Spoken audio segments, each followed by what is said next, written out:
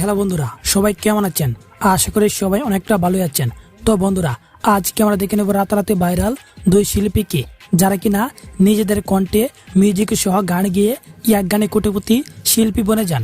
কেউ হাসে, কেউ কাঁদে, আবার কেউ সুখের ঘর বাঁধে।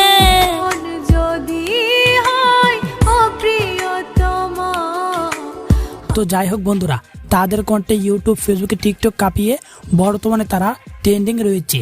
তাই আমরা দেখে নেব কার প্রথম ভাইরাল গানে লাইক ভিউ ও কার কণ্ঠের গানে কে সেরা। তা জানতে ভিডিওটিতে একটি লাইক দিয়ে চ্যানেলটি সাবস্ক্রাইব করে পাশের বেল আইকন বাজিয়ে পুরো ভিডিওটা দেখতে থাকেন। তো চলুন বন্ধুরা, আর বেশি দেরি না করে ভিডিও শুরু করা যাক।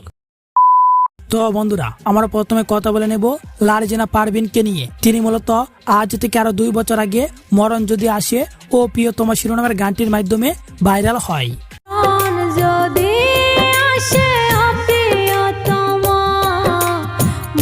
প্রথমবারের মতো এই গানটির মাধ্যমে তিনি বেশ পরিচিত লাভ করেন। এমনকি তার কণ্ঠের গানটি টিকটকে বেশ কিছুদিন ট্রেন্ডিং কাঁপিয়েছিল। মনের মানুষকে কি ভুলে থাকা যায়? বর্তমানে গানটিতে 25 মিলিয়ন ভিউ রয়েছে। এমনকি বন্ধুরা, লারজিনা পারভিন নিজের কালে কণ্ঠেও স্যাড গানগুলো অসাধারণ সুর দিয়ে থাকেন।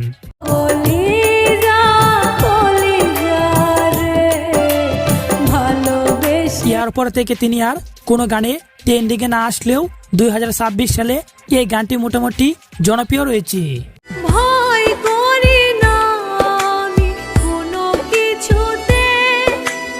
এখন আমরা কথা বলে নেব মরিয়ম ইসলামকে নিয়ে। তিনি তার কণ্ঠের প্রথম গানে বাজিমাত করে ভাইরাল হয়, যার শিরোনাম ছিল প্রেমের হইল না মিলন। এই পারেতে যদি প্রেমের হইল না মিলন। এরপর থেকে তাকে আর পিছনে ফিরে তাকাতে হয়নি।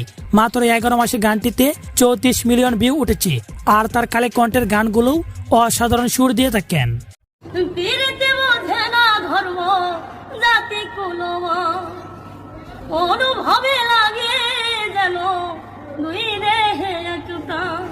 বন্ধুরা, বর্তমানে মরিয়ম ইসলাম তার কণ্ঠের বেশ কিছু গান গিয়ে একের পর এক ট্রেন্ডিং এ রয়েছে।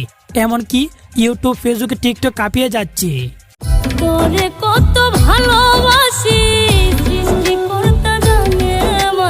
তো যাই হোক বন্ধুরা, রাতারাতি ভাইরাল দুই শিল্পীর মধ্যে আপনার কাছে কার কণ্ঠের গান কেমন লেগেছে এবং আপনার কাছে কে বেস্ট ও কে সেরা তা কমেন্ট করে জানিয়ে দেন।